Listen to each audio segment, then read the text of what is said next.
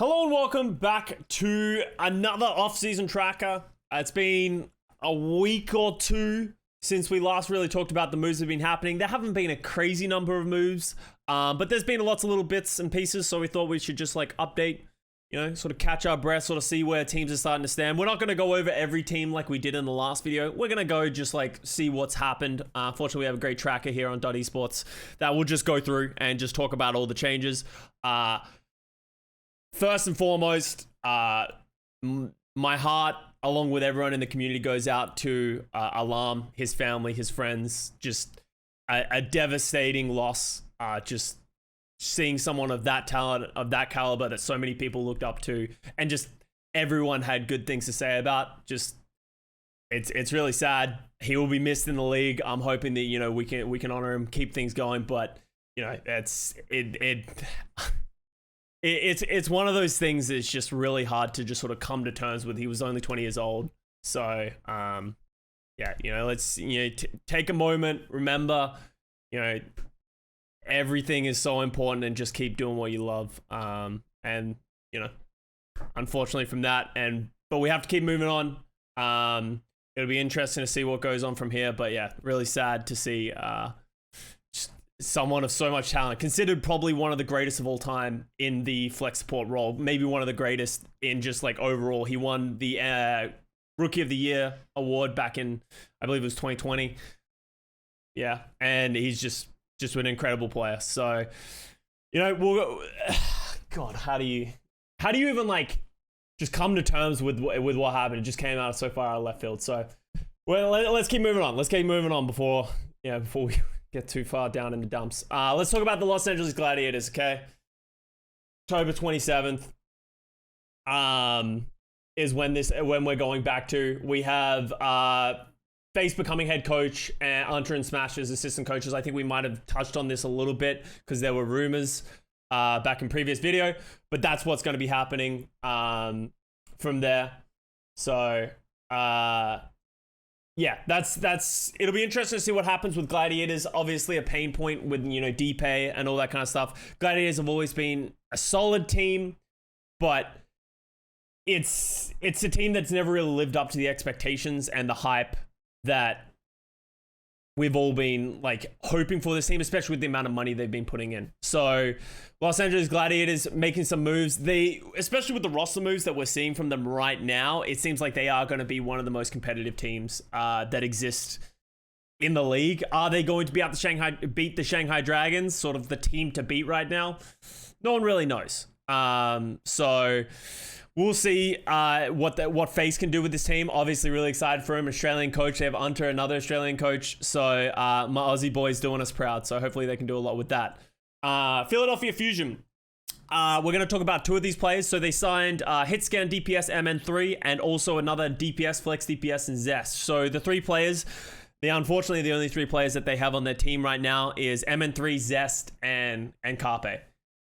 So they have the DPS lineup. I think it's a really well-rounded DPS lineup. I haven't watched Zest play a whole lot. I've seen bits and pieces of MN3. My understanding of probably how it's going to go is Carpe will be that Tracer guy, MN3 will be the hit scan, Zest will be the flex DPS. Maybe we'll see just more of Carpe on the hit scan as well. We don't really know what to expect from Overwatch 2 and the DPS rotations right now. But, time will tell. I think that's a good three players to have. Moving on from there, we go to Krillin signs with the Washington Justice as flex support. So Krillin is a player that was originally in 2020. I believe he was signed with the London Spitfire for the first time. Actually, why do I feel like Krillin was around before then? Was Krillin around in like 2019 and just didn't play? Oh yeah, he was. I thought he might have been. He was on in 2019. He didn't get a whole lot of playtime. Even when in 2020, when he was like the mainstay, he's been on and off around. The reason that he's so memorable to me, look at this mullet. Look at it. Legendary status. I love his mullet. It looks good. It's good. I don't know if he still has the mullet. It looks like he got rid of it in his new T1 photo. Disappointing, if you ask me, but we'll see. He's a flex support. He's been playing for T1 recently, who did quite well in Korean contenders, so getting another shot at it in the Overwatch League, which is impressive because he had two pretty Lol, he is. I can't say I don't like him as a flex support player because I haven't seen enough of him. I can't really remember too much of his gameplay. Obviously, when he did get the most gameplay was in the 2020 London Spitfire. That just wasn't very good. And there was just a lot of players in that roster. So he goes to the Washington Justice. This is a team that needs a lot of help in the backline. We sort of talked about Closer Bebe. Didn't really fill those shoes they needed to get to that level that the Justice were hoping for. Maybe Krillin can do that. And we'll talk about his main support in a little bit. Wait, have they signed the main support? Why do I feel like they haven't signed a main support? I don't know. We'll go up the list and we'll see where we end up. I don't think they have a main support, right, chat? They haven't announced it. Because they're like, it's interesting because it feels like there's been so many good main supports, but they're getting snatched up like left and right. Obviously, Jexay's still in the pool, and I'll say again that I do like Jexay as like a solid foundation base player, but if they want to go for more rookies, especially with the veteran team they have, they could do that. All right, on to Boston Uprising. So Boston Uprising add tank Marvel and re-sign DPS Valentine. So I like having Marvel come over to this team. I think combined with Punk, so Punk will be the off-tank player for the Boston Uprising. Marvel will be that main tank. Hopefully, doesn't get thrown back onto off-tank. Maybe Marvel will be the mainstay because of his flexibility from time to time. We'll see how that works. But I think Marvel is a credited player. I think he's solid. I think he fits the Boston Uprising vibe quite well. And Valentine gets re-signed as well. Which, Valentine, pretty hit and miss throughout the season. He had some good moments, had some less good moments. Really, the only time I feel like I really saw him shine was on the Genji. But other than that, it wasn't a standout, so we'll see where they go from there. Toronto Defiant signed main support Korong. I assume it's Korong. Is it Chorong? I don't 100% know exactly the proper pronunciation. I'll just wait until we get into it. But he's the T1 main support that was sorry, not T1. I did the exact same thing when we were talking about it. The Talon main support. There was a lot of hype around Korong coming into this season. Yeah, I haven't watched a ton of him. We obviously just watched a VOD of him recently, and he looks solid, but it's really hard to really get the idea of how good a main support is when you're just looking at the overview of the game. It's all the little things that you need to look at, but, obviously, you just look at his career in Korean contenders. He's always been in that top 4. He's always been solid. He's had great performances. So I expect big things coming out of him. And obviously a great signing for the Toronto Defiant, because I don't know if... we'll go over when we talk about the signing of Muse. Actually, I should talk about that now. Toronto Defiant also signed Muse as main tank. Obviously coming from the Los Angeles Gladiators. He had an okay season at the Los Angeles Gladiators. It could definitely get more out of it. And that honestly feels like the entire Toronto Defiant roster, right? It feels like they have solid players. Like players that on any roster, everyone would be like, oh yeah, they're fine. Like, Hisu, Twilight, Hopper, Muse. I think they've all had good performances. I don't think any of them have ever been like standout. We had, a little bit from Hisu. On the Hanzo towards the end of this year. Obviously, Twilight played on the San Francisco Shock, and the Vancouver Titans are both dominant teams, but didn't get a lot of play time. Hopper's been around. Muse did okay on the Gladiators. Don't know what to expect from Chorong, so we're kind of all up in the air with how good this roster is. I feel like this team, I don't really know where to place it right now. Right? It's like, get out of here, Creative Cloud. It's one of those things of like, it could be really good. It also could just be really average. 5 apps? No, don't worry about the apps. Don't worry about the apps, guys. It's fine. So I'm not really sure how I feel about this Toronto Defiant team. I think it's probably an upgrade. They had a lot of rookies last year. I think it's probably an upgrade coming into this year. How much of an upgrade is going to be? Are they going to be able to compete with the higher end teams? You would say on paper, yes, but obviously they need to round out their team a little bit more. We need more DPS players. Obviously Hisu was really solid at the end of the year, but we're gonna need more players around him. So, we're gonna talk about this. Florida Mayhem parted ways with Yaki. So this is rumored now. I don't think it hasn't been officially announced. It is rumored that Yaki is gonna head to MYXL to partner with Flora. So that could be a really good pickup. I think Yaki could do a lot of great things at New York Excelsior. We obviously don't know exactly what NYXL is planning on doing. There's been a lot of rumors of who is going where, but there hasn't been many official announcements for that team. So we'll see where Yaki goes. Someone's going to sign Yaki. It seems like Florida Mayhem, the way that they portrayed the parting of ways is that he has another opportunity and another option. So it's not like he's going to be falling out of the league. Okay, let's talk about the San Francisco Shock, and we're gonna scroll up a little bit here as well. So they officially signed Proper, Kilo, and Finn. Okay, so Proper is one of the players that, once again, everyone expects to be that big player, that big DPS Rookie of the Year style player coming for the San Francisco Shock. People are very excited about him. They also signed Kilo. We watched him play recently in the finals. He didn't honestly have a great performance. I think Merit was the better player. They sort of traded maps in that match, you know, obviously both coming from O2 Blast. And I think Kilo underperformed. People say that he is a lot better than that match. So, you know, obviously time will really tell. But we'll see. And then we have support Finn coming in as well from O2 Blast. So exciting times for this. I believe Finn is the flex support for that team as well. So they have, who do they have right now? They have Finn, Violet, Super, Proper, Kilo, and they also, I'm going to scroll up and we're going to jump a couple of days.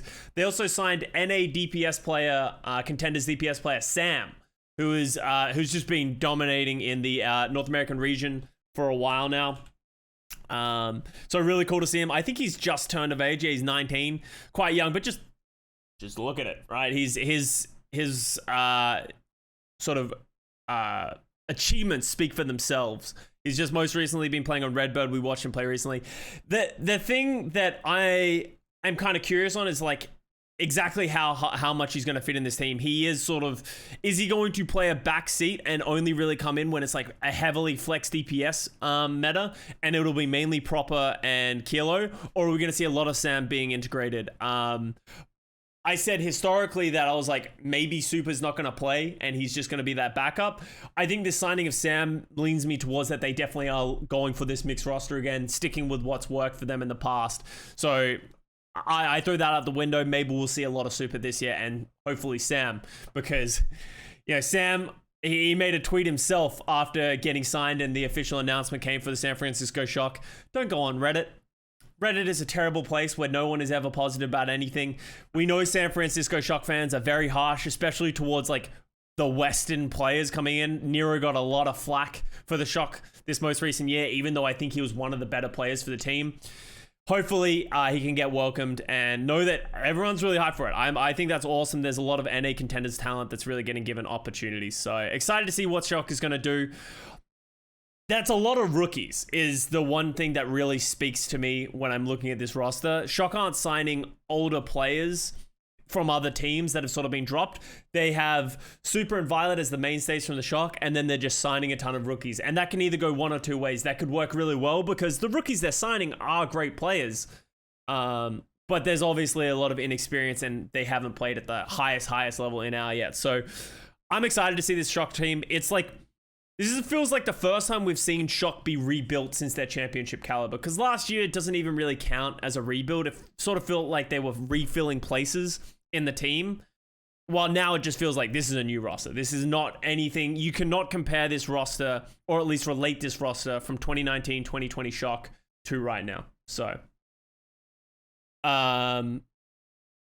let's keep it going. Atlanta Reign did its official announcement for its whole roster. We talked about this, but Kai, Nero, Venom are the DPS players. I think that's really well-rounded. Kai hit scan, Nero flex DPS, Venom to be that tracer player. That's really all of their best roles. I think it's a really smart roster way we put it together. Tank, Skater, and Hawk, we know it to be solid. Had great seasons most recently. And then the rookies, OG and Valorant. OG and Ultraviolet being the rookie support line. And they are considered to be like nuts coming from the North American Contenders region. Can they live up to sort of Iris Massa? I really liked Massa, and I think Iris was really solid. It might give them some more flexibility. We don't really know. But I think on paper, it's a really cool team. It's probably one of the, I think, going to be one of the best heavily Western teams. Venom is Korean, but for the most part, it's a very Western team. And Venom's been playing in North America for a while. So I'm excited for this team. I'm really curious to see if they're going to be able to hit the same stride that they did this most recent year. Obviously, they didn't show us that ton of flexibility, which I think this roster has. So time will tell. But you should be excited for this rain team. Paris Eternal. This one is way out of left field, I think, for a lot of us. Paris Eternal signed DPS Glister. Didn't see this coming at all. I thought Paris was going to stay very much a European roster, but they signed a Korean in Glister. Someone who has a lot of experience within the league. Hasn't really found success, though. He has a lot of hype and expectation. Hasn't really done that. I think as he got more settled into the shock, you sort of got to see him sort of get a little bit more comfortable and have those pop-off moments. If anything, I think he played better on the London Spitfire in 2020. So I'm hoping that Glister is that mainstay hit scan or tracer player for the Paris Eternal, and he gets to just sort of be that mainstay, because I think that's really when you can find your comfort, because that's sort of been his issue. He's always been getting subbed out time and time again and not able to sort of really prove what he's got from multiple matches to multiple matches. Did NYXL already sign another player of Logic finding a team? No. So NYXL hasn't really said much about their team, and Logic's I haven't heard anything about. J-Mac wanted his bro, and that could easily be it, right? Like J-Mac is now the head coach of the Paris Eternal, and obviously J-Mac played with Glister on the 2020 version of the London Spitfire. So I think obviously J-Mac sees something in Glister, and that I like that. That's sort of bringing together like these two different like unlikely groups of people. In Avala we trust, yeah. So I think it's an interesting roster. Once again, I don't think Paris has made enough moves to make me think that they're going to be incredible, but I think if they can perform to the same level they did this most recent year and really have people step up, they could easily be like a solid middle of the pack or even break a little bit higher than everyone else in the league. Guangzhou Charge adds main support Unique. So Unique this is really the first little bit of news we've really got from the Guangzhou Charge, right? We haven't really seen many players. Unique was a main support for T1. I don't know too much about him. As I said, I don't watch a lot of Korean contenders, but people seem to be excited about him as a player. I'm excited to see what he does for this Guangzhou Charge team, because I think we can all agree Mandu just never really cut the mustard, as I like to say. He just didn't really have that high impact, especially Kriv sort of had an off season. So they seem to be dropping. They have a lot of what they used to have. They got Eileen, Choice One. They also signed Develop from the Shanghai Dragons. Rio and Krong again. So the backline is what they're fixing up. It's really going to be curious to see who they sign as the flex support, because flex supports are really getting signed like hotcakes right now, and especially a lot of the best ones have been starting to get signed. You have players like certain flex support. Is Jonak still in the pool? I feel like, didn't we hear Jonak? Have we really heard many rumors of where Jonak is going to go? On Seoul? He's actually on Seoul, right? Okay, yeah. Fucking hell. Keeping track of everything is just doing my head in. When did Jonak get officially announced to Seoul? Oops. Already confirmed to Seoul. Okay. That is right. I remember now. It's all coming together. So yeah, what flex supports are available still in the pool that you guys would want to see get signed? Who's still available? Because there was a lot, but they're drying up really quick. Twilight went to Toronto. Kriv, I don't think they'll re-sign Kriv. I'd be surprised if they re-sign Kriv. There's Gangnam Jin, there's Myeonbong, right? Both of those were rumored to NYXL.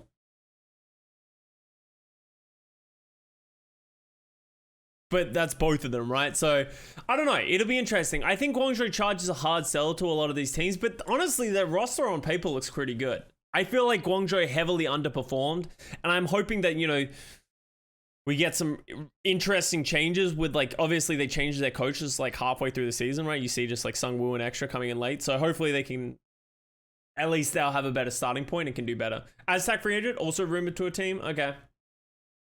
Molly, I believe Molly is still on the Shanghai Dragons, if I'm not correct.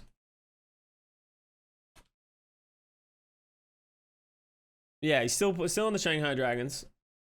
Bebe, I don't think Bebe is a great choice. I wouldn't, after his season on the Washington Justice, I wouldn't pick him up for the Charge. Lastro just recently signed, actually, with the Houston Outlaws. And we'll get to that. More of the story, we're all over the fucking place. And we're still playing musical chairs and we're really waiting forever to start locking down their teams. But Guangzhou needs to find that flex support soon because, as I said, there aren't that many left and they're already being sort of taken away. So keep moving. Florida Mayhem signs DPS player Hydron. So another NA Contenders player that has a lot of hype around him. I think his best player is that Tracer. He is that Tracer player. I think he'll do well on the Florida Mayhem. As I said, Florida Mayhem is really becoming that bit of a hodgepodge of teams. Literally look at the nationalities. We have South Korea from Checkmate. Well, I would consider Mira a lot more of a North American player than Vietnamese, but still cool. Korean, Vietnamese, Australian, Saudi Arabia, and an American in Hydron.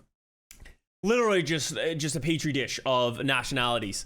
So it'll be interesting to see how it works, but Hydron is a great player from North America, really known for his Tracer player. So now they have Checkmate, who's sort of that heavy flex DPS, sort of that we've seen. We haven't seen a lot of him play that. We have Mira, who we know he's actually more of a specialist player from Mira. I wonder if we'll get a different look of him now that he's on the Florida Mayhem. And Hydron, who I think Hydron plays hit scan quite well, right? Yeah, he is like a hit scan thing, but I think I know him personally as a heavy Tracer player, but that's just how the metas have always been. When was the last time we had a hard hit scan meta? It's been a while. So maybe we'll get to see both of those from Hydron. Hydron will be, I expect, to be a mainstay player for a mainstay DPS player for the Florida Mayhem.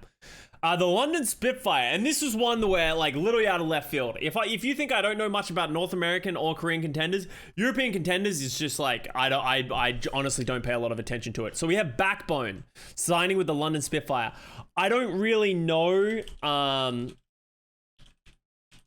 anything about Backbone. I don't think I've ever seen Backbone play. So I can't really give too much insight to this. Flex DPS player from EU contenders, hasn't had a ton of success in EU contenders, as you can tell. So a bit out of left field for me. But hey, you know, you got to trust the process. They're making changes, and that's what I have to like. He is the flex DPS player joining Sparker and Shax on that team.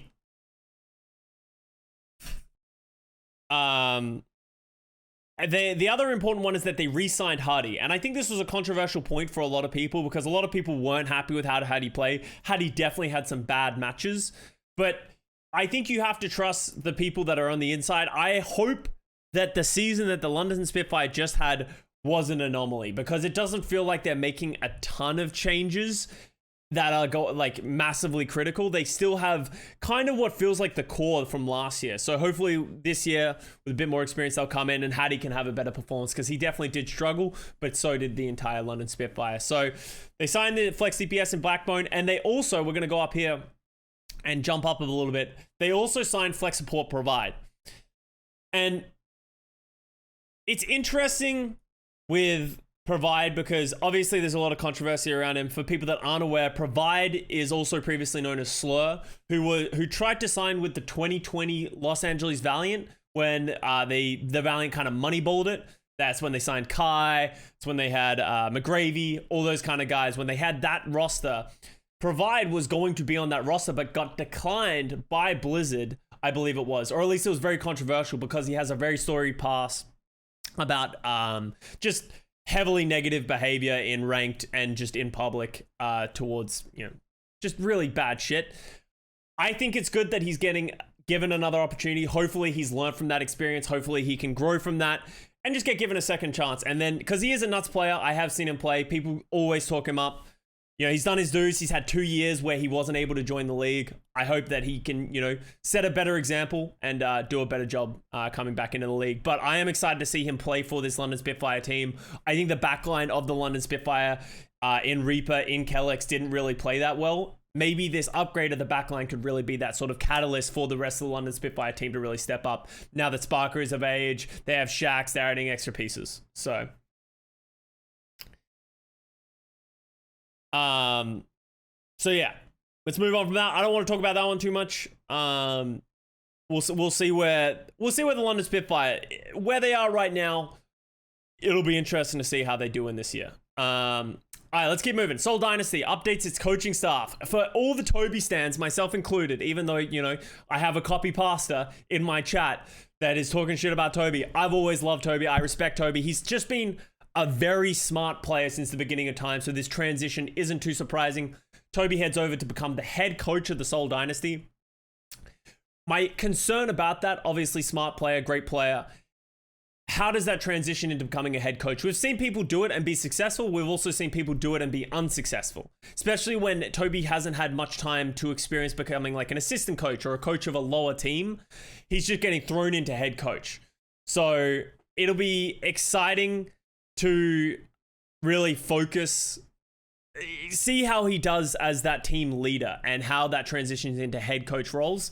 Also has Wizard Young under him, and MMA and Bangwuri are remaining within the team. Wizard Young's an interesting one. Wizard Young seems to be like, he had that success in 2018 with the NYXL, but from there's like a lot of things that came out that maybe Wizard Young wasn't, you know, the driving force or isn't the best. So Wizard Young sort of came out of left field, sort of like slipped my mind a little bit. So we'll see how this coaching staff does. Honestly, I'm just glad that they're changing up a lot of things. I think Seoul Dynasty coaching has been an issue for a very long time, and fuck it. If it's all broken, just throw Toby in. It's worked for him as a player. I hope it works for him as a coach. And the roster of the Seoul Dynasty is crazy. Let's actually look at it, because I forgot that Jonak was officially on this team now. So let's actually have a look at the roster. We talked about this last time. Fitz, Prophet, Stalker as the DPS player. That's absolutely nuts. They got Creative, Jonak, and Vindame. So they have the double flex support in Jonak and Creative, and Vindame as the like rookie main support coming in, and then Smurf as the tank. As I said before, I'd love to see them pick up an off tank just in case it becomes Overwatch 2 as a heavy off tank kind of thing, and so Smurf doesn't have to try and keep up. But everything is coming up Seoul Dynasty. I'm really excited for this team. Real Washington Justice vibes coming from here. That is just like one of those things of like, well, is this team really going to be able to live up to the hype? Seoul Dynasty has always been a disappointing team. It'd be awesome to see them on top, because on paper, they theoretically should be able to compete with the best teams in the league. So their roster's finalized. They said that they might pick up an off-tank later on, didn't they? They said that this is it finalized, but they might pick up someone later. Yeah. Right? Because they always can, but maybe they don't feel the necessity right now. But hey, that's on them. Arnold said that? Yeah, I thought so as well. Let's keep moving. Dallas Fuel adds Rascal as an assistant coach. And this is sort of the progression that I prefer, is Rascal goes to assistant coach. Rascal's just a very smart player. If you've ever seen him play the game, listened to him talk about the game, he just knows. I played with him on Dallas for a little bit, and his knowledge of the game is honestly outstanding. Not only in the DPS role, but just across all roles. So I can see him. It's kind of funny he goes back to Dallas Fuel, because he did have a controversial time at the Dallas Fuel. But coming back as an assistant coach, I'm really excited for him, making that transition away from player into coach. See how he likes it. But I don't think Dallas are making a lot of changes. They still have their head coach in Rush, just sort of, you know, tightening everything up a little bit.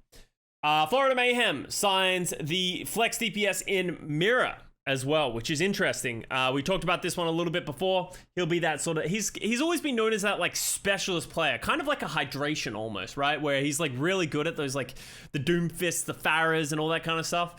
He needs to be more than that for this Florida Mayhem team. And maybe he's just never been given the opportunity to be more than that. So I'm excited to see how Mirror will do on this Florida Mayhem team, which kind of feels like, as I said, like a money ball hodgepodge type thing. So we'll see. We'll see what happens with Mirror. London Spitfire, I actually missed this one when we were talking about London Spitfire, signs off-tank Poco, which I think Poco has been a great player since the beginning of time of the Overwatch League. Every time I've been like, is Poco still got it? He does still have it. It's been a long time since we saw him. He didn't get to play a minute last year because of visa issues, so hopefully he's been able to retain a lot of those skills. But we're going into Overwatch 2, it'll be a very different game anyway, so it'll be exciting to see where Poco, how much Poco plays. Maybe we'll see more Poco over Hardy, and that'll sort of mix things up. Poco London feels weird. It does feel weird. I feel that as well. But I think it's a great pickup. That's a great signing for London Spitfire. So I'm excited to see what he can do for that team. Keep moving. Linkzr retires from professional Overwatch. This is really sad. Linkzr, for a lot of people, a lot of newcomers to the league who haven't been around, like, Linkzr's old school, man. Like, he was around during the entire generation that I was there. Like, he's been there since I was there. Like, we went back and watched those old school VODs, right? Like, you know where I'm like looking at a Fnatic, we have multiple heroes, there's no kill feed. Linkzr was the GOAT in that time. He was like, it was Taimu and it was Linkzr as like the EU powerhouse hit scan players. And people don't really remember that. Like, I'm old school as well, right? Where like our primes really weren't in the Overwatch League, they were before the Overwatch League, and Linkzr is one of those guys as well. He's just stayed in the league a little bit more, and I think people sort of look down on his career a little bit more because of, you know, his season with the Vancouver Titans, was sort of struggling on the Houston Outlaws. But he, even in season 1 of the Overwatch League, he was awesome on that hit scan, known as like one of the better widows that we had in the league. So sad to see him retire. Hopefully he goes on to better things. I think he was saying he's going to try his hand in Valorant. If not, he might go into like a coaching and analyst role for Overwatch. Just keeping his options open. But, you know, Linkzr is just a great guy as well. So I'm excited to see more and what he does from there, because at the end of the day, Linkzr is an aimer. If he can do anything well, he 100% can aim, and I don't doubt that at all. So maybe he'll do well in Valorant.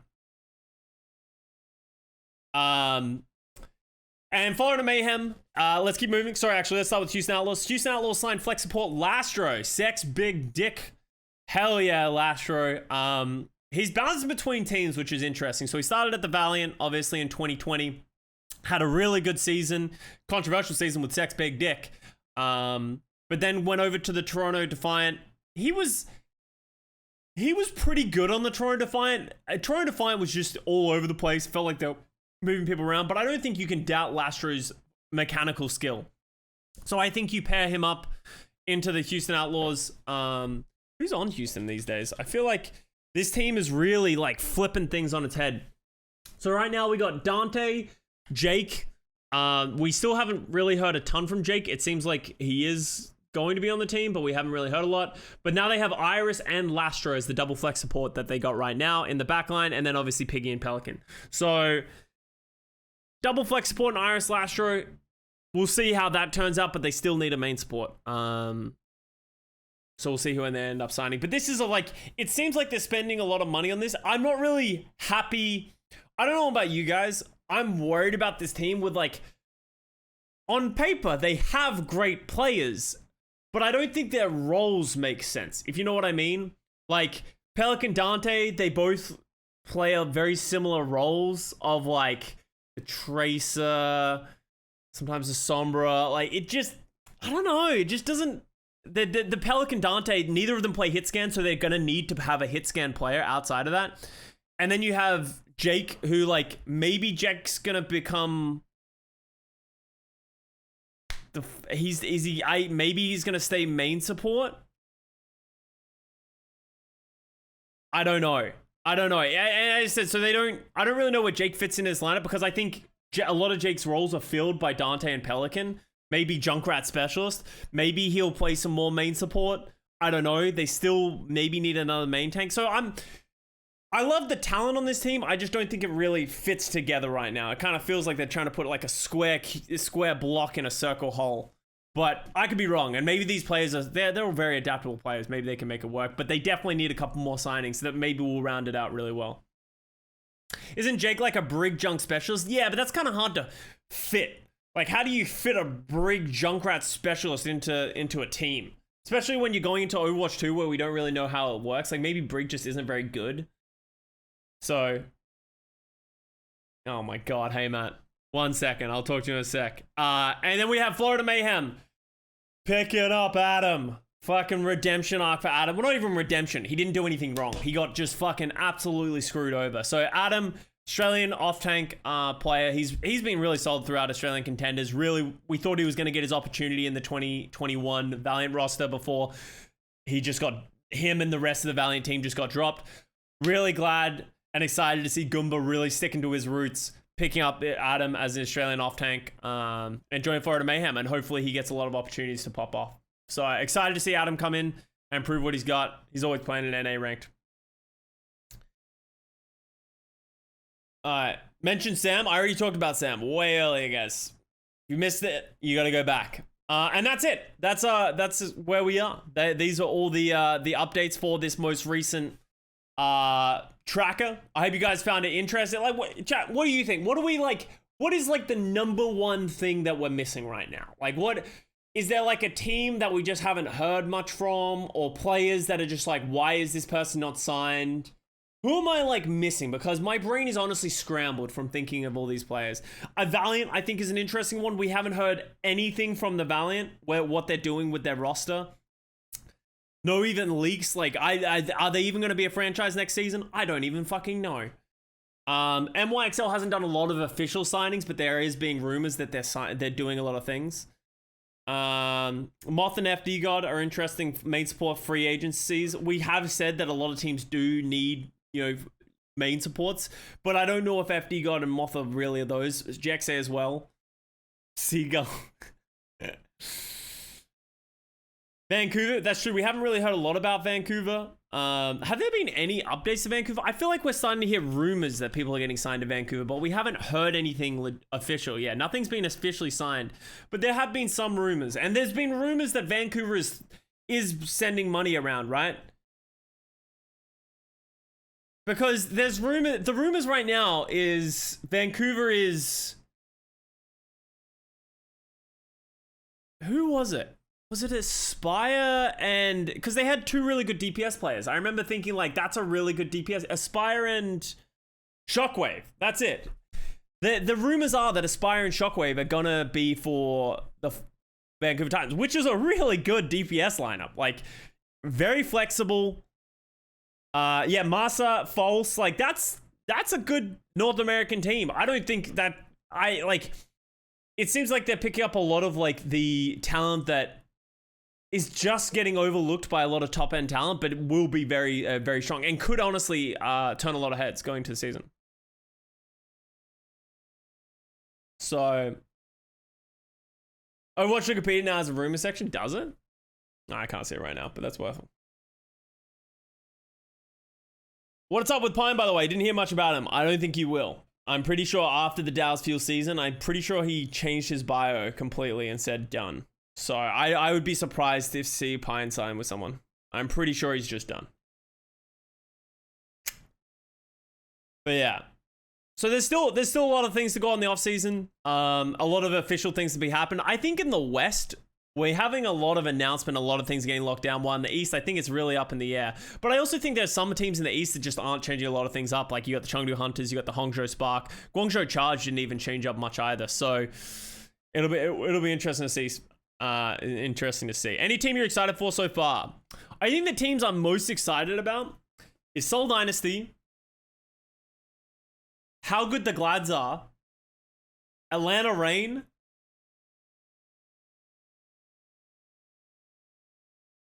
and probably the Florida Mayhem. Like, I kind of want to see how good the Florida Mayhem are. It seems like a wild ride that doesn't make any sense.